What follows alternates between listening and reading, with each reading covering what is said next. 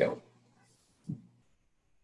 Hello, I'm Dr. Darlene Chambers, Senior Vice President for Programs and Services at the National Charter Schools Institute. Thanks for joining me.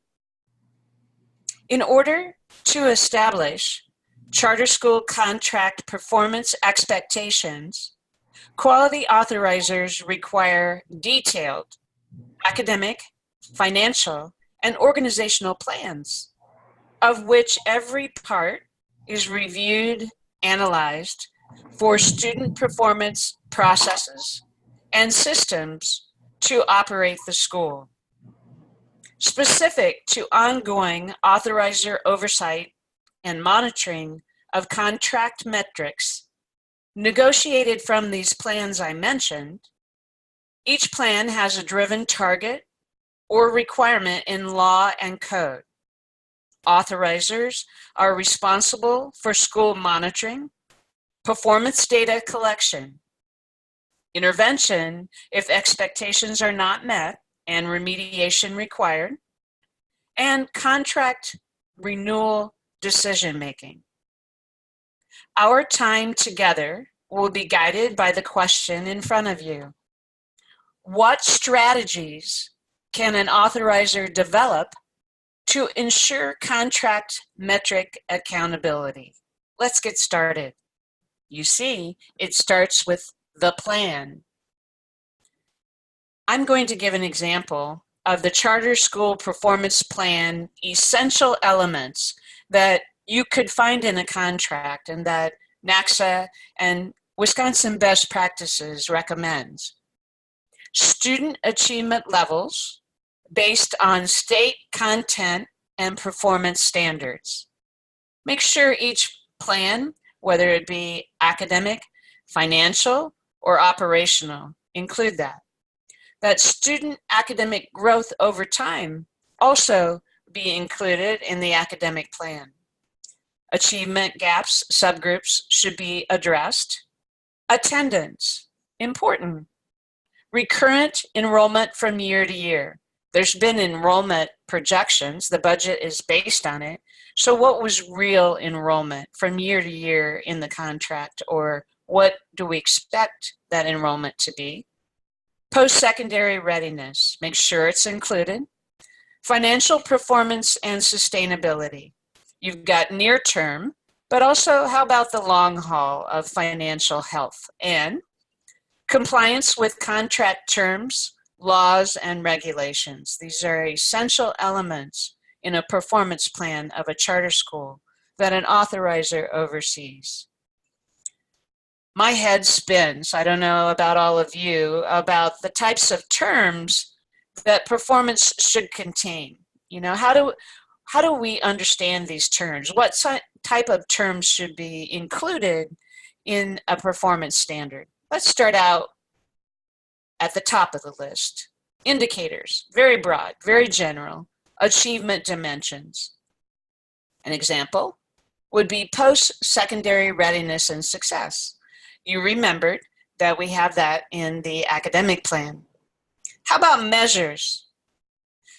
Means to assess the indicators. So you've got your broad indicators at the top of your graph. You've got measures that will assess the indicators. So if my indicator is a post-secondary readiness and success measure, then an indicator might be high school completion. Next, you drill down into metrics. How do you define the measures? Well, with specific quantifiable measures. Again, our indicator was post-secondary readiness and success, right? We measured it with high school completion. So what's the metric in the high school completion? The percent of ninth graders graduating in 4 years could be a metric. And targets. Targets always confuse me. It takes the metrics further with specific quantifiable objectives that set expectations. Let's build on the indicator. Post-secondary readiness and success. My measure was high school completion. The metric defining the high school completion was the percent of the ninth graders graduating in the 4-year expectation. And the target would be 90% of the ninth graders graduating for 4 years. So I'm setting an expectation that the metric that I'm trying to meet in order to deliver that high school completion for post-secondary readiness be, and it's a high bar, a good bar, that 90% of the ninth graders graduate within 4 years. I hope this clears up key terms. It's really important for quality authorizers to have accountability strategies. It's a strong purpose of our time together today.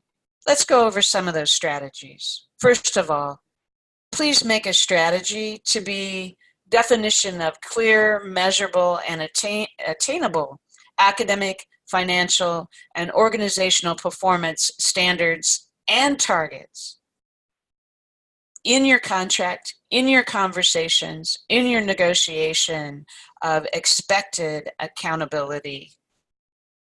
Define sources of academic data, no surprises. What sources of academic data will you as an authorizer use to hold the school accountable for the expectations that were agreed upon? This academic data should form the evidence base for evaluation and future renewal. If you know anything about me, you know this. Darlene always begins with the end in mind. So at the beginning, what academic data are you collecting, and how does it align with the contract renewal?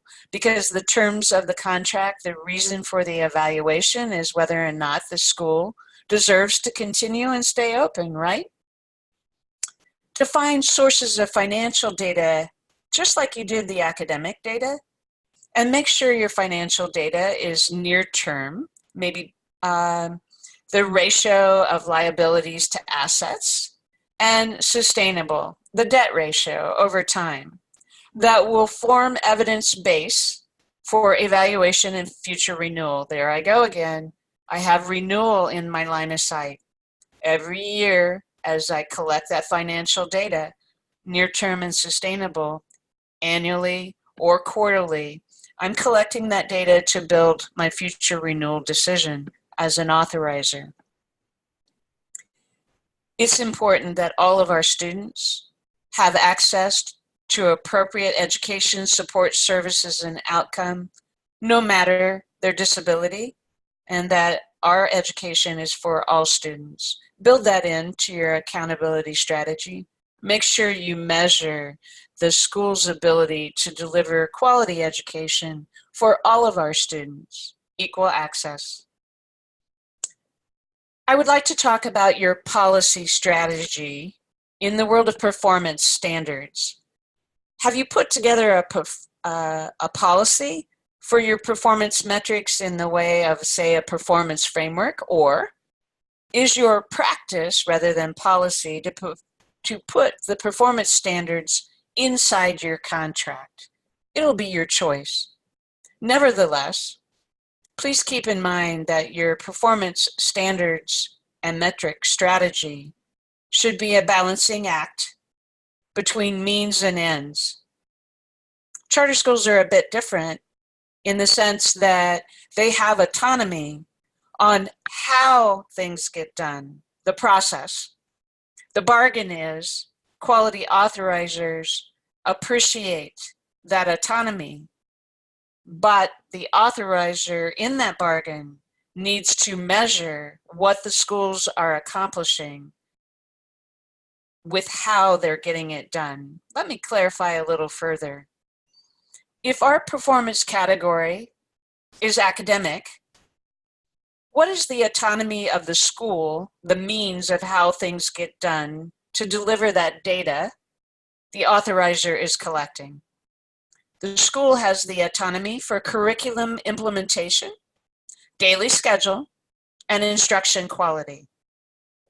The bargain has given them the right to control the means and deliver the how. However, the authorizer is expected to take a look at student outcomes. What were the agreements in the contract? What level of outcomes are the expectations?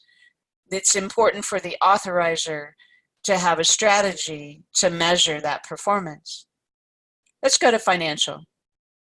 The school has the right, the autonomy to perhaps be in charge of their budget, the financial management system, how they control their money, how they project what they will be bringing in.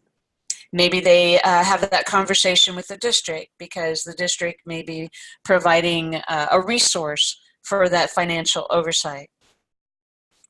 The measurables, the accountability that the authorizer pays attention to and must measure, I suggest measure, is the financial position and audit results. I recommend highly that this be annually. It may be a portion of the district budget, but take a look at the metrics for the charter school that the authorizer is overseeing and make sure that there are strong strategies to have financial health with the measurements. Organizational. What are the means for delivering the organizational performance of the charter school? It is up to the school, it is the school's autonomy to do student recruiting, fundraising perhaps.